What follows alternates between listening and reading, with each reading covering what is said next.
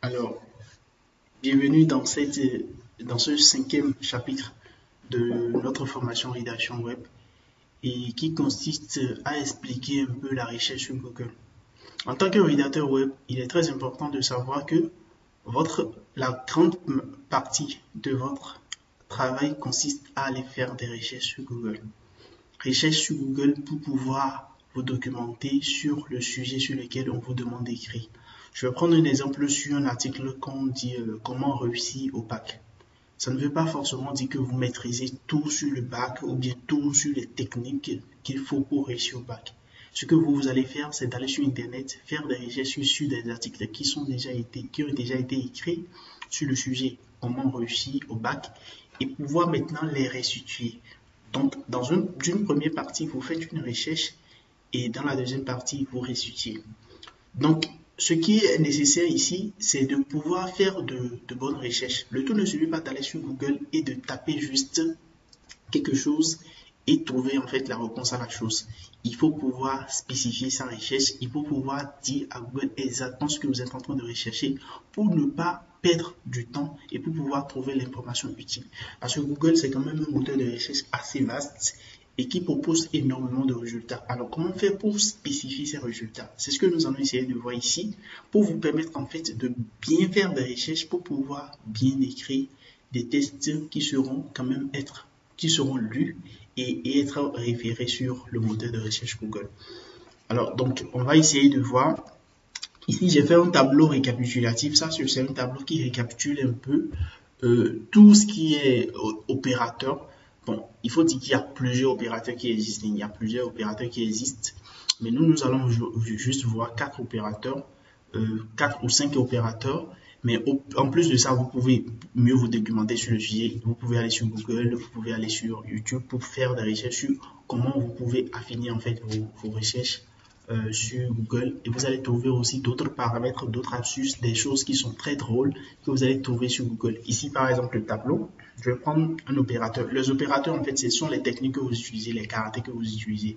Les types de recherche, c'est... Voilà, ça c'est... Il y a cette colonne-là qui explique un peu le type de recherche. Ici, pour expliquer le résultat obtenu et ici pour donner un exemple. Donc, je vais prendre rapidement en fait l'opérateur IND par exemple. IND en majuscule et en anglais cherche 2 ou plusieurs thèmes à la fois. J'obtiens tous les résultats qui contiennent les mots-clés liés par IND architecte. Donc, ne vous inquiétez pas, on ira sur Internet tout à l'heure. Je vais faire taper la recherche. Vous allez voir ce que ça veut dire. Dans ce cas, par exemple, je suis en train de chercher quelque chose où je veux un thème, que les deux thèmes apparaissent dans le résultat que je suis en train de chercher. Donc, il va falloir que j'utilise un opérateur qui est ici IND. Il y a d'autres opérateurs qui est le guillemet, le note, le tilde, les parenthèses. Il y a aussi le file tab et tout. Donc, on va aller rapidement sur Internet et on va voir comment on peut utiliser tout ça dans une recherche concrète. Alors, si je viens dans mon moteur de recherche ici, je tape, je vais déjà, là je viens dans Google, je vais essayer d'utiliser les opérateurs, vous allez pouvoir voir à quoi il s'agit. En fait, déjà, je vais utiliser en premier lieu l'opérateur AND. Je vais utiliser l'opérateur AND, donc c'est-à-dire AND, on utilise ça de cette façon. Je suis en train de faire une recherche où je cherche réussi AND back. Vous voyez, donc je fais la recherche. Donc ça veut dire que toutes les recherches qui vont apparaître ici,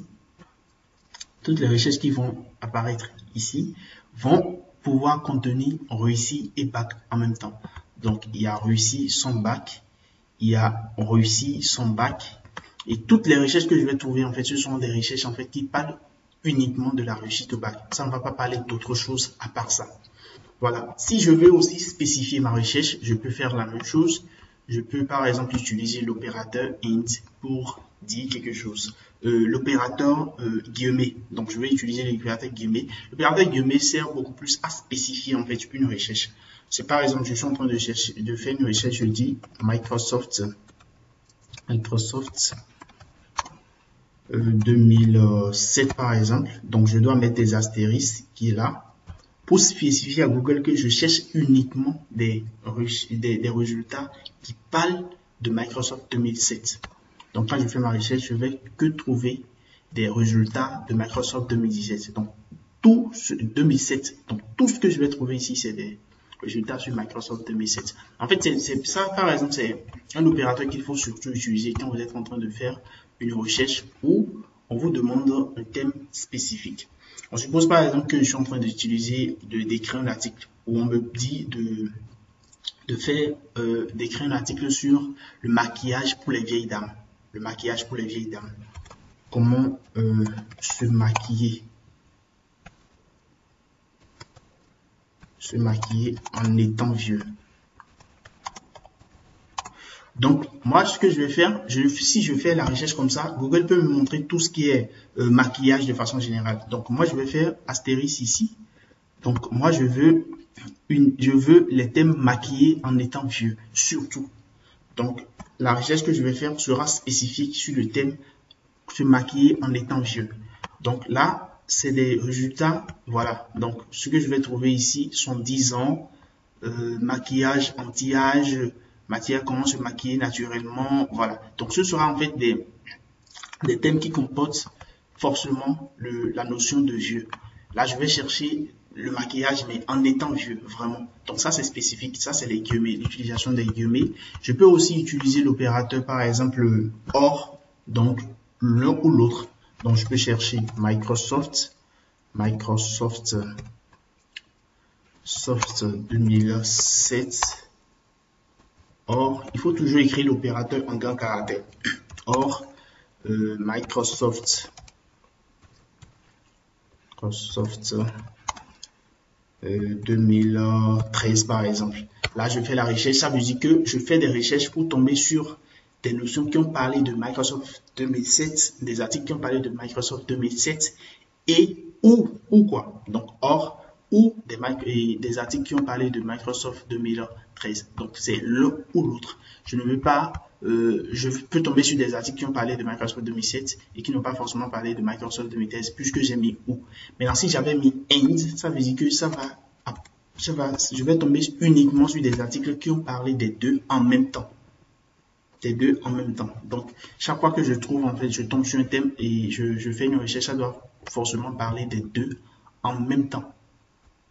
Des deux en même temps. Donc, je vais retourner, je vais choisir un autre opérateur.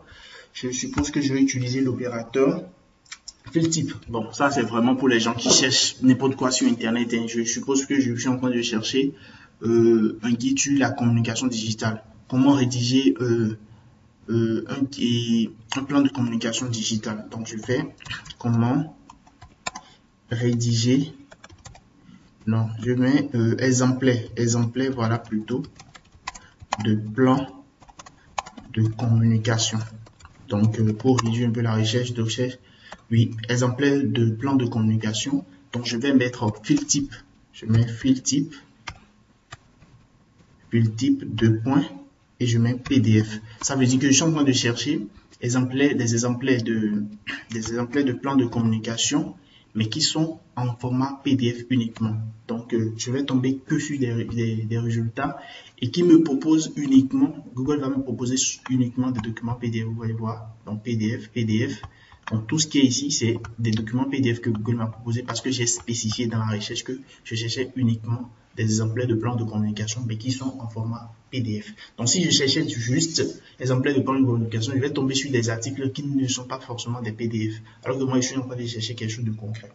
Alors aussi, il y a la possibilité aussi de rétrécir, de dire, ah non, je ne veux pas faire une recherche, je veux rétrécir quelque chose en fait, d'enlever. Ça, c'est l'opérateur moins pour exclure en fait une recherche. Donc, je peux chercher, il faut faire une pause ici et noter tout ce qui est là. Mais vous pouvez aussi tout simplement aller sur Internet, vous allez trouver beaucoup de ressources dans ce sens-là et pouvoir poursuivre la formation. Mais je vous assure, c'est très important de pouvoir faire des recherches spécifiques sur Google. C'est ce qui vous permet d'avoir l'information utile pour pouvoir la restituer à vos utilisateurs qui sont là simplement pour pouvoir obtenir de la valeur que vous créez, pour pouvoir être informé sur un sujet, pour pouvoir répondre à un problème ou bien à un besoin qu'ils ressentent, tout simplement. Donc, on va passer aux 2 derniers chapitres. La prochaine vidéo, je vais faire les 2 chapitres ensemble. Donc, le chapitre qui concerne les jargons et tout ce qui a trait à ce que recherche le client. Donc, on va essayer de faire tout ça là dans une seule vidéo pour qu'on puisse rapidement en fait aller sur le deuxième module qui est le module le plus important en fait de notre atelier.